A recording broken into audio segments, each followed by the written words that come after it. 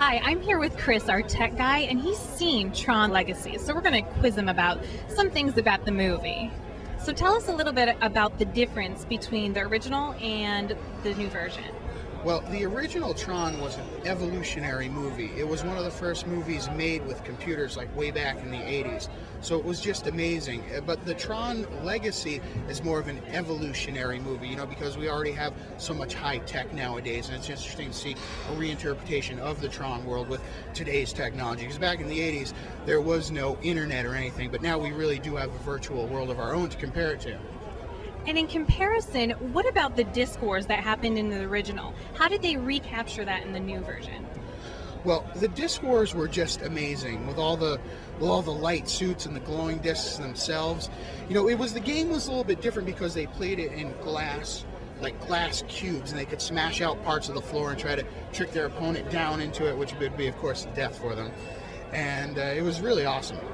Very cool. Now, speaking of Jeff Bridges, he was in the original and he's in this one. Talk about how they decided to make him young looking. All right. Well, in this movie, Jeff Bridges is playing his current age, but also his younger self as Clue. And how they de-aged him is they put up a camera rig on his face with cameras all around his head, and they digitized every movement of his face throughout the movie. And then what they did was they took stock footage of him from 30 years ago and applied it to the digital skeleton, so it actually get the mouth movements and all the facial expressions just as it would have looked 30 years ago. Nice. Now, as for 3D, in comparison to other 3D movies you've seen like Avatar, how would this movie kind of compare to that? Well, this is by far the best 3D I've ever seen. It was mostly the effect of how they used it. They used a lot of background 3D. It wasn't all the in-your-face 3D. And also, the way that they filmed the movie, they filmed it with the aperture wide open, so it made everybody in the foreground very, very clear and kind of blurred out the back, which gave it a more surreal 3D effect. Now, in your opinion, using this type of technology, the 3D and what they did with Jeff Bridges, what does this mean for films and how we view actors in films in the upcoming years? Well, it gives them the opportunity to do prequels to movies after they're already done. And it just really changes the whole movie-going experience, because what they're really doing is they're making an experience for the people.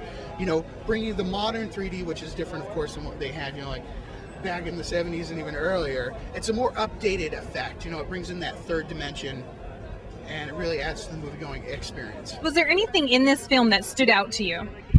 Yes, actually there was. In the beginning of the movie, Kevin Finn's company makes software for computers, and they were working on their OS 12, which is a spoof on Apple's OS X. And just the whole leak of the software onto the internet was really reminiscent of some things that actually happen around today with software and computer companies and movies too. Now, in regards to the storyline, how did you feel about the story? The story was pretty good. It started out and they basically give you an overview of the past. What happened, how, like the Tron world came about, and then the reinterpretation with the modern updates. One of my favorite parts in it was actually the portal.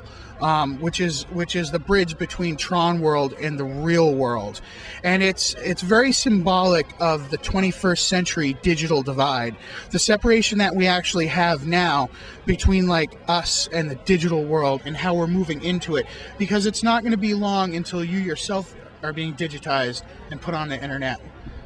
Interesting. Imagine experiencing the internet without having to use a mouse and keyboard and looking at a screen. You would actually be in it. That sounds very interesting. Thank you so much, Chris. Sure.